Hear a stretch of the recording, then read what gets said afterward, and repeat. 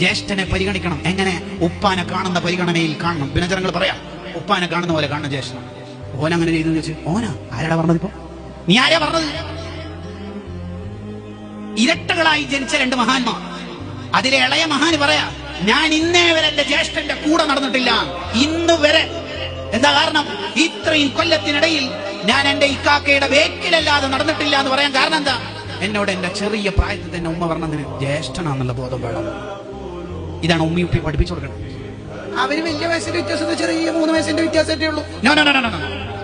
ജ്യേഷ്ഠൻ എന്താ വിളിച്ചത്? ജ്യേഷ്ഠത്തിനെ നമ്മൾ എങ്ങനെയാ കാണേണ്ടത്? ഉമ്മനെ പരിഗണിക്കുന്ന പോലെ കാണണം ജ്യേഷ്ഠത്തിയെ. നമ്മളെ അനുജനെ നമ്മൾ എങ്ങനെയാ കാണേണ്ടത്? അനുജൻ ഒരു ഷോപ്പ് തുടങ്ങി പൊട്ടിപ്പോയി, ബിസിനസ് പൊട്ടി. ജ്യേഷ്ഠന്റെ പരിഗണന എന്താ വേണ്ടത്? ഒരു മോന് ബിസിനസ് തുടങ്ങിയിട്ട് പൊട്ടിയാൽ ഉപ്പവേ സ്ഥലം വിറ്റിട്ടോ വേറെന്തെങ്കിലും സ്വത്ത് വിറ്റിട്ടോ ആ കടക്കാരൻ മുഴുവൻ ചൊറയും തീർക്കും, വിഷമം തീർക്കും. എന്ന പോലെ ഉപ്പ മക്കളെ സ്നേഹിക്കണ പോലെ ജ്യേഷ്ഠൻ അനുജനെ സ്നേഹിക്കണം എന്ന് പഠിപ്പിച്ച മതമാണ് ഇസ്ലാം. ദിനചരങ്ങൾ പറയാ, ആ മതാണ് നമ്മളൊക്കെ മതം. നമ്മളെ വന്ന് എങ്ങനെ?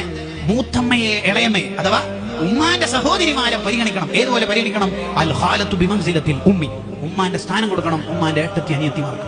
ബദറുദ്ദീൻ സർക്കശി റഹ്മത്തുള്ളാഹിയുടെ അഭിപ്രായ പ്രകാരം ഉമ്മാനെ ബുദ്ധിമുട്ടിച്ച അതേ കുറ്റം തന്നെ ഇളയമനെയോ മൂത്തമ്മനെയോ ബുദ്ധിമുട്ടിച്ചാൽ ഉണ്ട് എന്ന് വരെ ചർച്ചയിൽ കാണാം.